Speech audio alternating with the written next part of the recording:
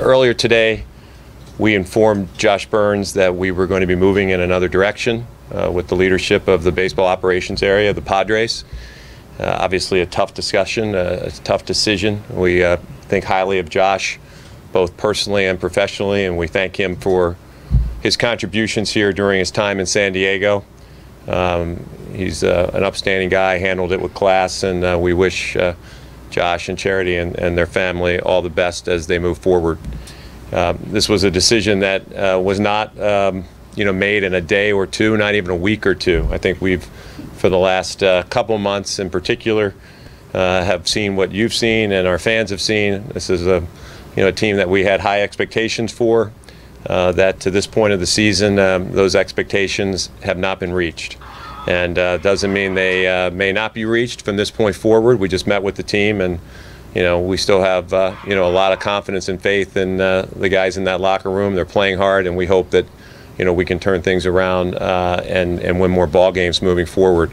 I think it's important to note that this is not only a result of the team performance. It's easy to I think overreact in baseball. It's such a long season to say that you're going to make a decision based upon losing a couple games or winning a couple games. I think that systemically we took a look at the processes, the type of organization that Peter and Ron and our ownership group aspires to create and to have, certainly team performance played a role and perhaps prompted us to make a decision sooner than we would have otherwise, but I believe we would have made eventually the same decision we made today.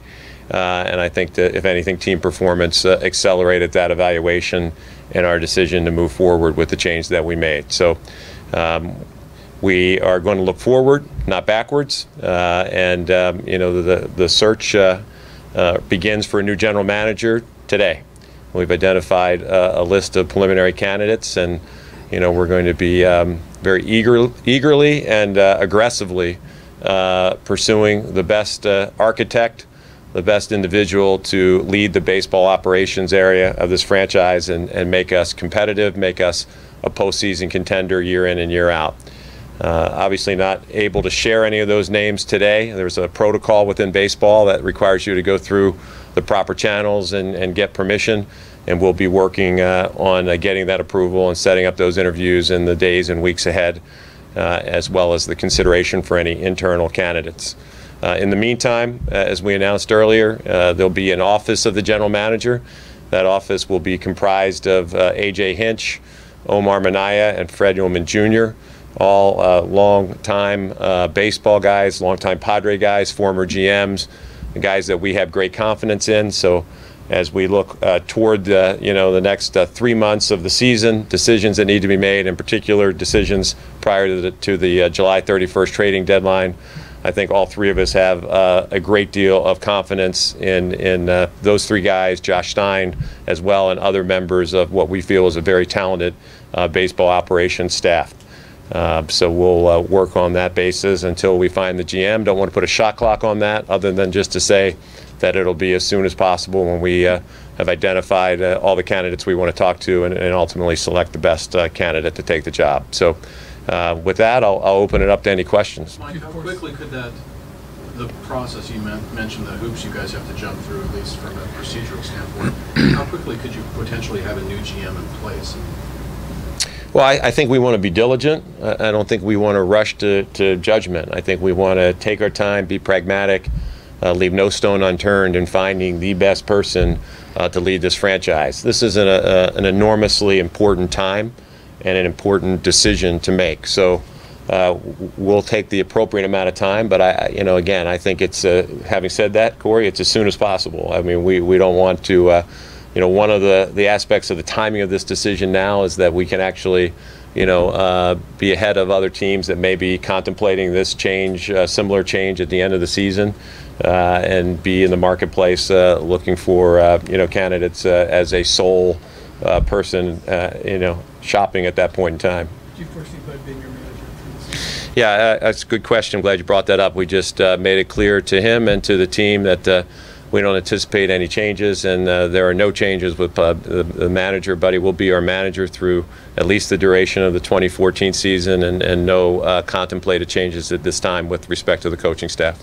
Mike, you said that this firing today is not only a result of, it's not just a result of the team's performance, but if you were in first place, you wouldn't have fired your general manager. Well, I mean, I think performance is the name of the game in this business and any sport. So, again, but I think the team's performance perhaps accelerated the sense of urgency, accelerated our due diligence and the evaluation process that we went through internally to arrive where we did today. But there were other factors related to over and above team performance that contributed to this decision, and I think we feel confident as a team here that we made the decision for the right reasons and at the appropriate time. You said that the straw. I don't think there's a final straw. This is the two guys flanking me here are I think the most patient pragmatic guys that I know. So this is. We will not be known, I think it's fair to say, for knee-jerk reactions with this ownership group or our management team. So it wasn't an emotional reaction or that's it. I think it was, again, a step back and looking at a sustained period of performance on the field, but also decisions and evaluation of other factors that go into leading an organization. Like what were some of those factors? I don't want to go into great detail with all of them today. Perhaps that'll be a fit for another day. But, I think that all of us believe that the individual who leads your baseball organization should have a blueprint for what you stand for as an organization. And as we look forward to our list of candidates, it will clearly be somebody with a near, mid, and long-term vision about what we want to be as an organization. And that doesn't mean you don't deviate from your core philosophies, but I think we will have a core philosophy and a blueprint, and if we deviate, we'll do it knowingly, and I think that's where we'll focus our efforts. Does that mean more that he didn't have the vision or that your vision was different than his? Where's the fault line there? No, actually, I was just, again, looking forward. That's not a reflection on Josh. I think as we describe what would be an important criteria for our next candidate, it would be someone who would, be able to have a total comprehensive 360-degree view of the draft, of the minor league system, of the major league roster. It's a tough job being a GM of a sports team. And, the old saying, you are what your record says you are. How good the team does is a direct reflection on the decisions that you make. And, I think moving forward, we'll have a lot of, I think, structure. And I want to be clear about one thing because I've seen a few things online. We will hire great baseball people. I may be flanked by great business people, but, we want baseball people with baseball experience to make the baseball decisions for this organization. Our job is to find the best baseball people to make those decisions and find somebody who wants to be collaborative, wants to be here in San Diego, which is a big part of it. This is not just any place. This is an ownership group that has made it clear that we want to invest more in our major league payroll by our actions this year, that we want to invest in our minor league system, our scouting and player development. So this is, I think, a pretty juicy job for somebody who wants to be a general manager, and that's why we're eager to get started with the process. Like you said, the expectations, the team did not meet your expectations. Have you guys evaluated maybe whether your expectations were realistic or not? Well, you can debate that certainly today as we sit here in our current state. But I think we were led to believe, and I think it's fair to say that we believed, based upon the investment that we made, the changes during the offseason, the addition of certain players during the offseason, many of whom have performed very well, by the way, that would put us over the top. A team that had played well in spurts, had 40, 50 game spurts of being 10 games over 500 over the last couple of years. Felt as though we just needed to do it and put it together over 162 games. And I think leaving Peoria as we did at the end of March, we felt confident that we would be in a position to compete for postseason baseball. And by the way, we still may be. We're not. Nobody's waving a white towel here today, but clearly, I think we felt a change was in order. Led to believe by whom, Mike? Sorry? You said you were led to believe that this team would be a better team. Well, I think collectively, and I think our baseball operations area, felt strongly that this team was built to compete and would compete, and we haven't seen that to this point. Mike, the 9 teams with the lower payroll than you, only one is in Atlanta contention right now. What would your pitch be to Padres fans that anybody replaces Josh as the resources? Well, I think it starts with these guys and the commitment that every economic benefit that is derived from operating this franchise is going to be invested back into the team. And again, actions speak louder than words. Our payroll increased by 25% this year. We hope to continue that as we look forward. Time will tell if we'll be in an economic position to do that, but that's our hope and our aspiration. And I think we've got a ballpark here that is the cornerstone of this franchise, will always enable us to compete. We don't view ourselves as a small market team. I mean, if you look at the 30 MLB teams and you throw out the top 5, there's a whole bunch of people that are kind of in the middle with respect to payroll. We think we can be there and sustain that over the long haul. So, we don't feel like we need to apologize or take a back seat to any organization. We want to compete. We want to compete year in and year out. And that's the tone that's set by these guys throughout the entire organization, and that's what we're going to do. Now, you and Ron in the leadership group, you guys inherited Josh Byrnes. Did you have a good working relationship with him, and how much of that was a factor in this decision today? No, it was a good very good working relationship, and that's what made today difficult, I think, for all of us. Josh is a first-class guy, and in my case, I had a history with him dating back to our days working with the Red Sox. So. When I was introduced last year, I said it's great to see a familiar face in Josh Byrnes. I would have never envisioned that we'd be standing here today. That was not the roadmap, and that's what makes today difficult. Ron, does ownership share any responsibility in this team's failure this year, and if so, what? Well, it's a collective thing. It's not we, they, but we looked at it. We agreed to make some changes in terms of investing more money. When you invest 50% more money over the last 2 years in terms of payroll, you expect better performance. The reality is it's a performance-related business. We didn't. And we gave baseball ops a clean slate as far as who do they want, what do they want to do. And from my perspective, we're standing here as a consequence of that not working.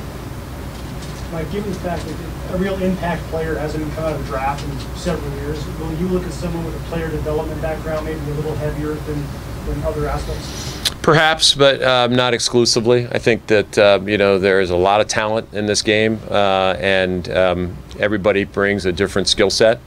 It's hard to find the 5-tool GM, if you will. There's somebody comes from a scouting background, you say they're not as good with player development. They come from a player development background, you say, well, they never scouted.